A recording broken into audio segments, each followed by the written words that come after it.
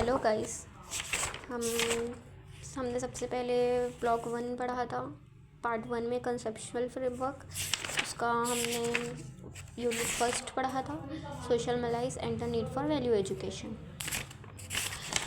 Unit 1 हमारा complete नहीं हुआ था। यूनिट 1 में हमने सबसे पहले इंट्रोडक्शन देखा था, उसके बाद हमने द मलाइज ऑफ इंडियन सोसाइटी के की एस्पेक्ट्स देखे थे। नाउ अब हमारा नेक्स्ट टॉपिक है relation between education and value education. देखिए, अगर हम इतना बड़ा पूरा थ्योरी पढ़ेंगे तो हमें समझ में आने वाला नहीं है, तो इसलिए मैंने इसके डिफरेंस बिटवीन निकाले जो हमें इजी पड़ेगा और जल्दी इजीली हमें लर्न भी हो जाएगा।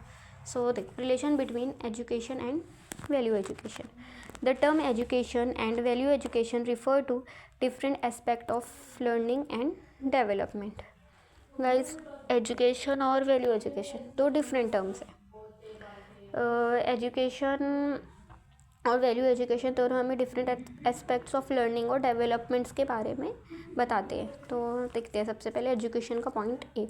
Education is a broad term that encompasses the systematic process of acquiring knowledge, skills, attitudes and competencies through various form of instructions, training or experiences.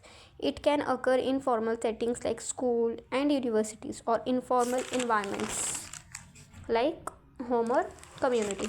Education क्या होता है? जो हमें सिस्टमेटिक प्रोसेस बताता है, हमें नॉलेज कैसे गेन करना है, हमारा skills competency through various forms of instruction. जो जैसे हम स्कूल जाते हैं, हम दो तरह के एजुकेशन हमें मिलते हैं, एक फॉर्मल और एक इनफॉर्मल। फॉर्मल एजुकेशन हमें यूनिवर्सिटीज़ से, स्कूल से गेन होता है।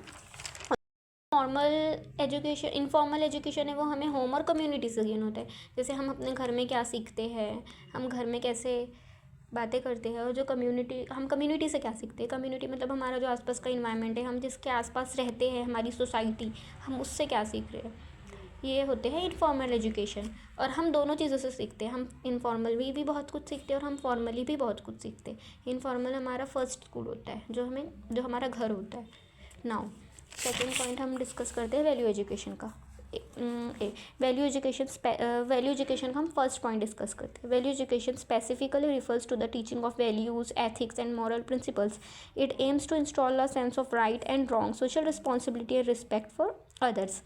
वैल्यू एजुकेशन क्या होता है? जो हमें स्कूल से और घर से, मतलब घर से बोल सकते हैं, क्योंकि हमें ये बताता है values, ethics and moral principles, क्या सही होता है, क्या गलत होता है. It aims to install a sense of right and wrong. Social responsibility बताता है हमारा बाहर वालों के लिए क्या रिस्पॉन्सिबिलिटी है, सोशली हमें क्या काम करने चाहिए. रिस्पेक्ट हमें बड़ों की कैसी करनी चाहिए. हमें सिर्फ बड़ों की रिस्पेक्ट नहीं करनी चाहिए, हमें छोटों की भी रिस्पेक्ट करनी चाहिए. ये सब हमें वैल्यू एजुकेशन सिखाता है. Now, second point in education, the primary focus is on academic subjects, vocational skills, and intellectual developments. It includes disciplines such as mathematics, science, literature, and the arts. जो education का primary focus होता है वो academic subjects में होता है. Vocational skills मतलब हमें कैसे, हमारा ग्रामर, हमारा इंटेलेक्चुअल डेवलपमेंट से, कि एजुकेशन हमें डिसिप्लिन्स में रहना सिखाता है, हमें कैसे रहना चाहिए, कैसे बातें करनी चाहिए. और जैसे इसमें हम सब्जेक्ट्स जब हम स्कूल में पढ़ते हैं, जो हम यूनिवर्सिटी में पढ़ते हैं, वो हमारा एजुकेशन में डेवलप होता है. प्राइमरी फोकस हमारे एजुकेशन का वही होता है. वैल्यू एजुकेशन का सेकेंड पॉइंट है focus. The focus is on character development, emotional intelligence and social skills. It often addresses issues like empathy, integrity, honesty and respect for diversity.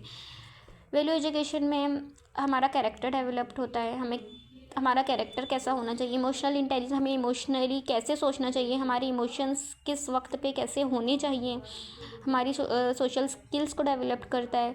और हमें empathy, integrity, हमें honesty, कैसे रहना चाहिए. Respect for diversity, बाहर वालों के लिए हमें हमारी कैसे रिस्पेक्ट करनी चाहिए, because India is a diverse country. So India मतलब रिस्पेक्ट हमें डाइवर्सली कैसे रखनी चाहिए, ये हमें वैल्यू एजुकेशन सिखाता है. Third point in education. The main objective is prepare individuals for personal and professional success, fostering critical thinking, problem solving abilities and practical skills. जो थर्ड एजुकेशन का पॉइंट होता है, जो ऑब्जेक्टिव पॉइंट होता है वो इसमें बोलता है कि एक इंडिविजुअल्स, एक पर्सन को कैसे प्रिपेयर करना चाहिए प्रोफेशनल सक्सेस के लिए। मतलब जैसे प्रोफेशनल मतलब कोई डॉक्टर बन रहा है, कोई इंजीनियर बन रहा है, कोई टीचर बन रहा है, तो उसका जो एम है, वो जो उसका स्टेटस है, उसके लिए उसको कैसे प्रिपेयर करना है। Fostering critical thinking, problem solving abilities, उसको कैसे प्रॉब्लम सॉल्विंग एबिलिटीज़ के लिए तैयार करना है, उसके अंदर वो एबिलिटीज़ कैसे डेवलप करना है कि अगर कोई प्रॉब्लम उसको फेस करना पड़ रहा है तो उसको कैसे सेल्फ सॉल्व कर रहा है। And practical skills. Third point in value education is also objective. The objective is to shape individuals' moral and ethical framework, encouraging them to become responsible citizens and contributing members of society. इसका objective क्या होता है कि individual को कैसे shape करना है, उसके मॉरल और एथिकल फ्रेमवर्क क्या है। मॉरल मतलब वो सही गलत को कैसे बोल रहा है, वो सही गलत को कैसे बोल रहा है। उसका एथिकल फ्रेमवर्क क्या, एथिकल मतलब उसके सोचने की एबिलिटी, वो किस तरीके से सोच रहा है। अगर उसके सामने कोई प्रॉब्लम है, कोई केस है, तो वो उसको किस तरीके से सॉल्व कर रहा है। इसको हम बोलेंगे ethical framework, moral framework. Encourage और उनको हम इनकरेज करेंगे वैल्यू एजुकेशन के थ्रू कि कैसे उनको एक रिस्पॉन्सिबल सिटीजन्स बनना है and contributing member of society, और अपनी सोसाइटी के लिए कैसे कंट्रीब्यूट करना है हर पार्ट में। टॉपिक भी कंप्लीट हो चुका है, relationship between education and value education. I hope आप लोगों को समझ में आया हो, और इसका थर्ड टॉपिक हम पार्ट 3 में डिस्कस करते हैं। Thank you.